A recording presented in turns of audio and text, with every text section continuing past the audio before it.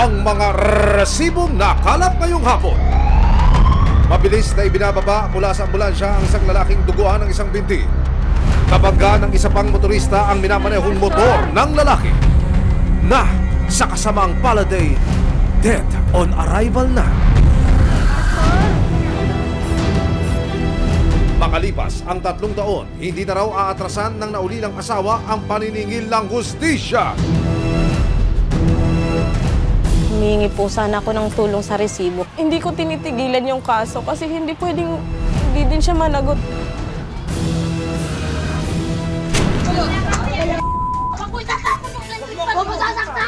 Hindi pagkakaunawaan ng isang pamilya, lagi na raw nauuwi sa sigawan at pananakit ng babae sa dati niyang mister. Ginugulo ka ba? Hindi naman kami nang guguluhan.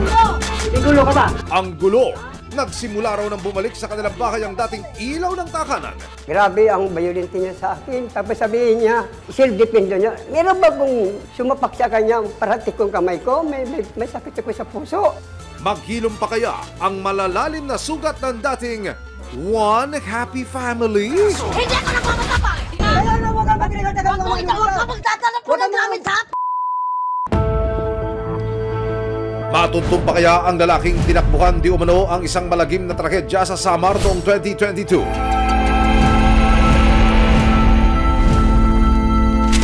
Abangan mamaya! Nagtamo ng mga pasa at kalmot ng isang lalaki matapos makaalitan ang dati niyang asawa. Ikaw na mamatapang eh! Hindi ako nagmamatapang!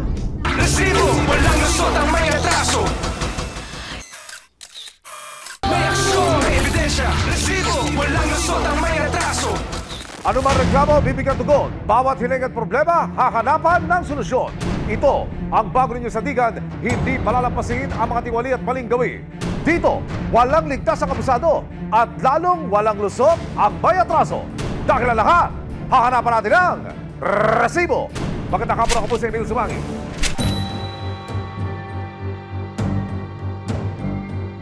Noong 2022, nabangga ng isang motorista ang motor, nalulan ang isang lalaki at kanyang asawa. Namatay ang lalaki at ang babae na iwang may kapansanan. Lumapit sa resibo si Angie Dulay, 26 na taong gulang, sa pag-asang matunton ang lalaking dahilan di umano ng pagkamatay ng kanyang asawa. Kwento ni Angie, taong 2022 nang maaksidente sila ng kanyang asawa na si Ernesto Montaño sa San Roque, Samar. Nagbiyahe kami ng alas 7 ng gabi. Since maaga pa naman po yun, hindi po kami nagmamadali. Nagulat ako may sobrang liwanag na ilaw. Doon na lang po ako nagulat nung biglang may umano sa amin bumunggo. Sa bilis ng mga pangyayari, hindi na namalayan ni Angie ang pagtilapon sa kanilang motor. Nung tumilapon po ako, pagkabangon ko, doon ko na nalaman na putol-putol na po pala yung buto ko sa paa. Hanggang ngayon, dala-dala pa ni Angie ang iniwang pinsala ng aksidente. Simula po nung aksidente na yun, pang-7 opera na po ito. Patuloy pa rin po akong nagpapagamot. Sobrang hirap po. Normal sana ako. Nakakapagtrabaho sana ako para sa anak ko eh. Kasi bago nangyari yun, may trabaho naman ako eh. Nabibigay ko yung gusto ng anak ko. Tapos ngayon, pinakamasakit sa akin yung kailangan maiwan yung anak ko doon sa Samar para lang asikasuin yung pagpapagamot ko eh. Pero higit sa kapansanan, hindi raw matanggap ni Angie ang pagkamatay ng kanyang asawa noong gabing iyon. Kasi po yung sa paa po niya dito yung naputol sa kanya. Parang nagdideleryo na siya eh, nawawala na siya ng hininga. Pero inabot pa po kami ng hospital. Pastor, pagkaturog. Doon na po, hindi ko na po alam na nawala na siya doon ng buhay. Susunod! Humingi po sana ako ng tulong sa resibo. Alam ko pong makakatulong po kayo. Sa tulong ng CIDG Kamanava, inaksyonan ng resibo ang panawagan ni Angie.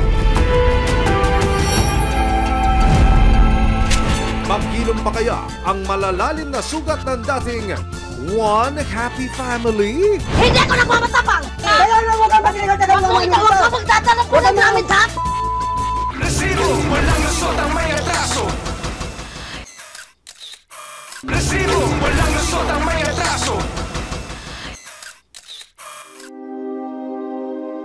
Makikita po sa video na ito na may malay pa ang lalaking biktima. Nasa ospital din po noong mga oras na ito ang kanyang asawa. Agad siyang nilapatan ng paunang lunas. Pero hindi nagtagal, naging masama na ang kanyang kalagayan. Makikita pa ko sa video na ito na mano-manong ni-revive ng mga medical personnel ang lalaking biktima. Pero hindi nagtagal, idineklara rin siyang dead on arrival. Pastor!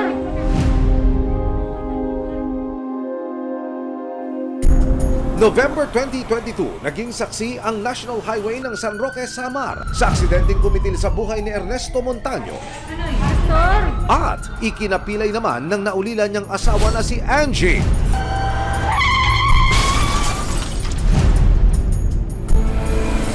Yung isang motor ang galing dito, yung isa punta dito, nag-overshoot yung isang motor, nagbanggaan sila umunta dito, sir.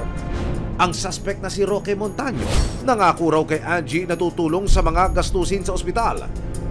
Nakasama ko po yung suspect sa isang room sa ospital. Bago siya lumabas ng ospital, sabi niya tutulungan niya ako. Hindi ko na sana siya kakasuhan. Inalaman ko, umalis ng Samar, nagpa-Maynila.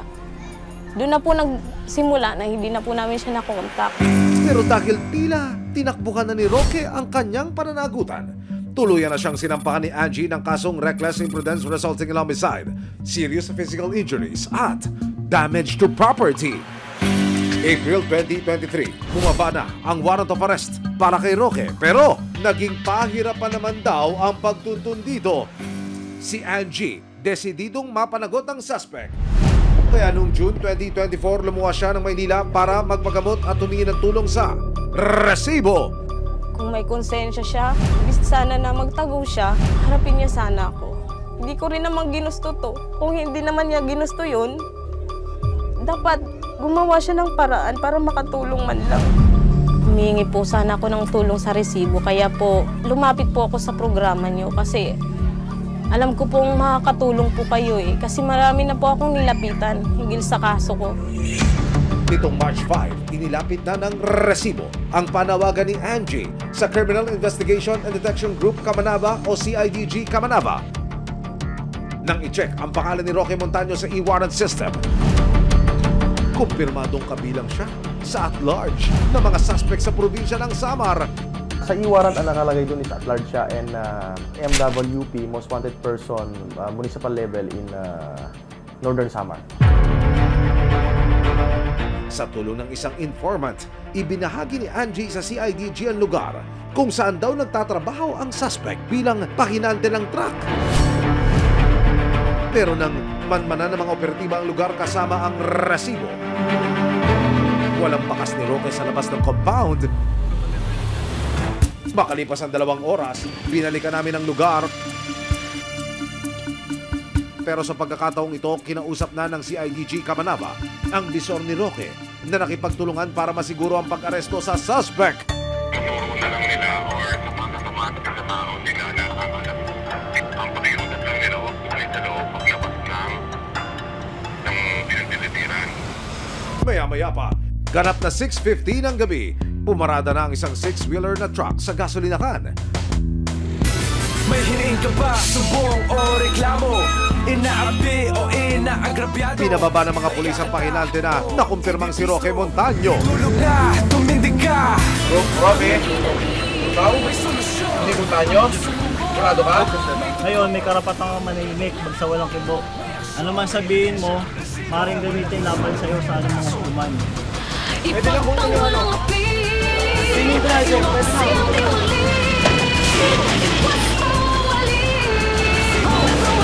Pagdating sa tanggapan ng CIDG Kamanava, hindi na napigilan ni Angie ang kanyang saloobin. Sa totoo lang po, naawa din ako sa kanya Pero hindi naman siya naawa sa akin Naawa ako sa'yo, alam mo ba? Tingnan mo yung nangyari sa akin. May batang naulila ng ama. 2 taon na mahigit. Hindi pa rin natatapos yung kalbaryo sa paa ko. Tapos naaawa pa ako sa'yo. Ano ba yan? Nang makapanayam ng resibo si Roque, walang alinlangan niyang inamin na tinakbuhan niya ang kaso. Pinagsisiyang ko na po yung sir. Napakalapit pong kasalanan ng ginawa ko. Te, pasensya na talaga, te. Te, hindi ko naman te sinasadya, te. Natakot lang talaga. Hindi man maibabalik ng pagkakaaresto sa suspect ang buhay ng kanyang yumaong asawa, isang hakbang na raw ito para kay Angie na maghilom mula sa sinapit na trahedya. Itong pag-ano ko ng hustisya, para na din to sa kanya eh. Para sa anak ko, para sa amin.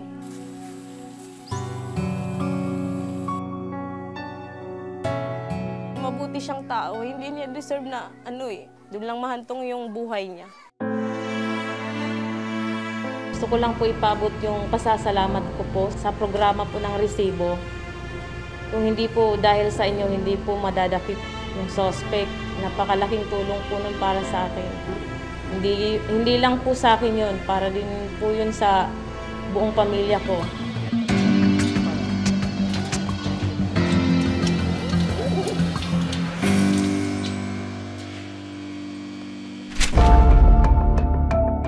Bangayan at hindi pagkakaunawaan ng dating mag-asawa na uuwi na raw sa sakitan at pisikalan. Nang magbalik sa bahay ang ilaw ng tahanan sa kalip na liwanag, gulo raw ang hatid nito sa kanilang dating masayang pamilya. Mga kalbot sa leeg at pasa sa mata, ito ang mga sugat na natamo ng isang lalaki matapos di umanong bugbugin ng isang ginang sa Quezon City. Tulungan niyo po si Papa. Binugbog po siya. Mga pasa po yan. Ang nanakit, walang iba kundi ang nagbabalik niyang ex-wife? Hindi ako nagmamatapang! Ang dating may bahay, madalas daw maliitin at ismulin si ex-hubby dahil sa kanyang karamdaman. Ang yabang, napakayabang mo. Lalo kang mangisay kapag malaki. Kaya nga eh! Sa cellphone video na kuha ng kanyang anak na si Danica nitong February 27, 2025, makikita ang mga kalmot sa dibdib at pasa sa mata ng stroke survivor na si Danilo Jaime. 59 na taong gulang, may karamdaman din sa puso si Danilo, kaya labis niyang iniinda ang panghihina ng katawan. Ang itinuturo niyang may kagagawan ang kanyang dating asawa na si Yolanda, 54 na taong gulang. Mapasa po yan. Ayan po yung mga damage niya. Ayon sa medical legal ni Danilo, nagtamo siya ng slight physical injuries. Dito po sa may mata niya, may black eye po siya dyan. Dahil sinuntok po siya ng nanay ko. Tapos dito po sa dibdib niya, may mga natapong po siyang kalmot. Ang gusot na ito, may mas malalim na palang mga sugat na pinanggagalingan. Kwento ni Danica, 5 taong gulang pa lang siya nang maghiwalay ang kanyang mga magulang. Siyempre po masakit, tapos malungkot na dapat may nanay ako na kumakalinga sa akin. Lagi ako nagtatanong bakit ako ang nawalan ng nanay na siyempre, nag-iisang anak lang ako. Taong 2016, nang muli raw nagparamdam si Yolanda sa kanya. Sa pananabik sa kalinga ng isang ina, tinanggap ni Danica si Yolanda nang walang alinlangan. Sa akin na sabi niya uuwi na siya. Tapos meron daw po siyang trabaho dito. Tapos that time, nung habang sa tumatagal, nagkaroon na po ng conflict. Ang pagbabalik ni Yolanda, hindi raw naging masaya para sa buong pamilya. Lasing na lasing siya nung araw na yun. Pinalabas niya po kami sa bahay na umuulan po nung malakas na yun. Tapos ang nangyari po, wala po si Papa nung araw na yun eh. Mula noon, hindi na raw umasa si Danica na maayos pa ang kanilang pamilya. Mahal ko siyempre, nanay eh. Pero sa ngayon kasi, hindi ko pa talaga kayang siyang patawarin. Tinaboy niya kami ng mga anak ko. Parang nawala na rin yung pagmamahal ko sa kanya. Makalipas ang 7 taon, September 2024, muli raw nagbabalik si Yolanda sa kanilang takanan. Ang pakay raw ng dating ilaw ng takanan sa kanyang comeback. Palayasin sina Danilo, Danica at kanyang pamilya. Ang karapatan mong padla ka! Ha? Magagawa kong paglakan ko yan. Ang yabang, napakayabang mo. Lalo kang mangisay kapag malaki. Kaya nga eh! 20 years naman. Ano yung ambak niya? Magigibahin ko na kayo. Gibahin mo yung bahay. Wala kang matirahan. Gibahin na yan. Gibahin mo na. Sa ilang araw na pagtutok namin sa kaso ng pamilya Jaime, nakakuha kami ng resibo. Ang video na ito, kung saan makikita ang pagtatalo-talo ng bawat miyembro ng pamilya. Nagsimula lamang sa verbal na pagtatalo ang away na sumiklab sa loob ng bahay na ito. Kung inyo makikita, Ang lalaking ito tila ba hinihiklat ng babaeng ito na dati pala niyang kinakasama. Doon po sumiklab ang gulo nang itulak ng babae ang lalaki. Sa unang bahagi ng video, makikita si Yolanda na sinisipa ang asawa ni Danica. Huwag mo sasaktan! Huwag masyadong matapang yun. Umakit ka sa taas! Sinubukang pumagitna ni Danilo sa gulo, pero Ikaw naman matapang eh!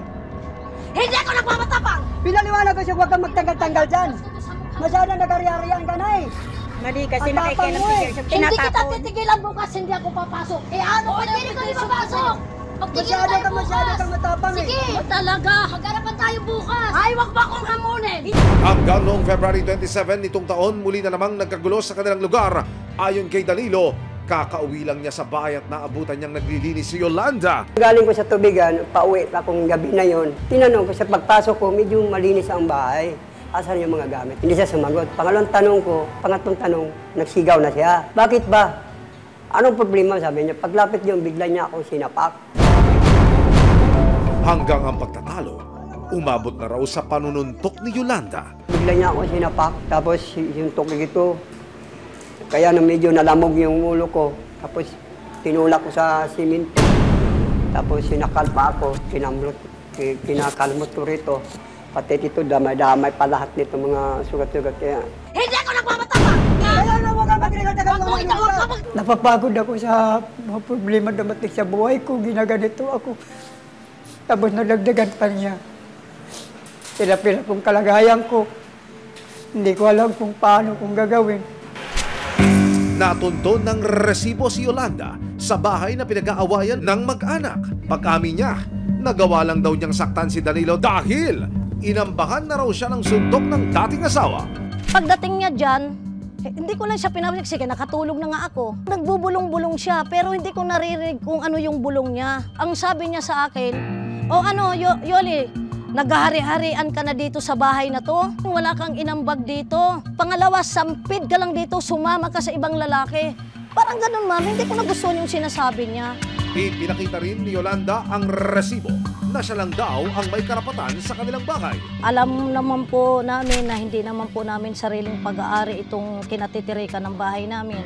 Pero ito po yung katunayan na ako talaga po yung nakapangalan dito. March 4, 2025, nagpasya na ang mag-ama na magsampa ng reklamo sa barangay para sa pananakit at pagpapalayas ni Yolanda sa kanila.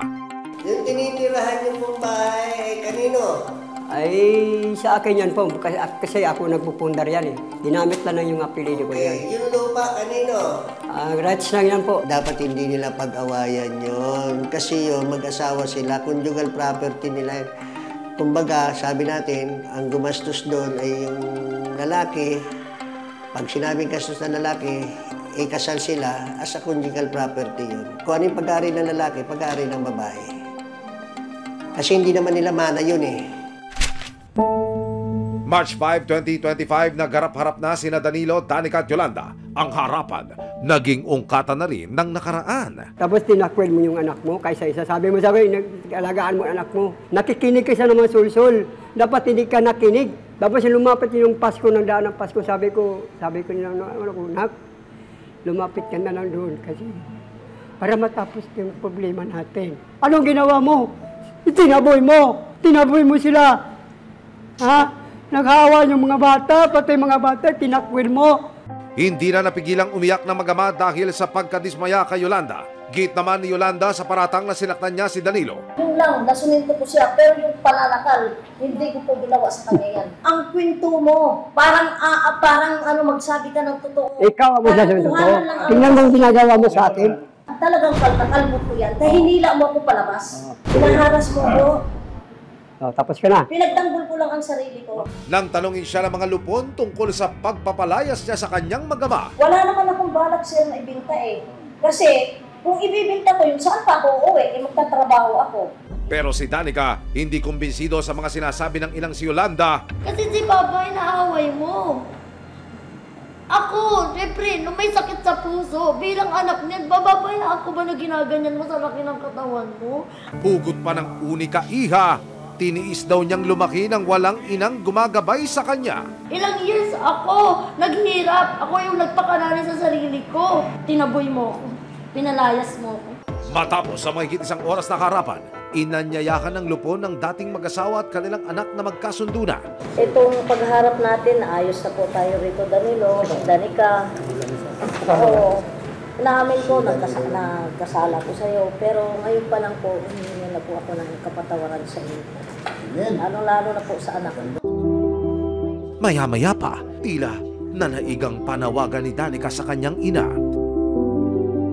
Sa huli, nagkasundo rin ang dalawang panig na maninirahan si Danilo sa ikalawang palapag ng bahay habang sa ibaba naman mamamalagi si Yolanda na pagpasyahan na ring maghahanap ng malilipatan sina Danica at kanyang pamilya. Pasalamat din ako na nabalik na namin saya at wala ng problema. Anumang gusot sa pamilya, gaano man kasalimuot ang nakaraan o pinaghuhugutan, mas mainam na ituwid sa maayos na usapan at pagpapatawad.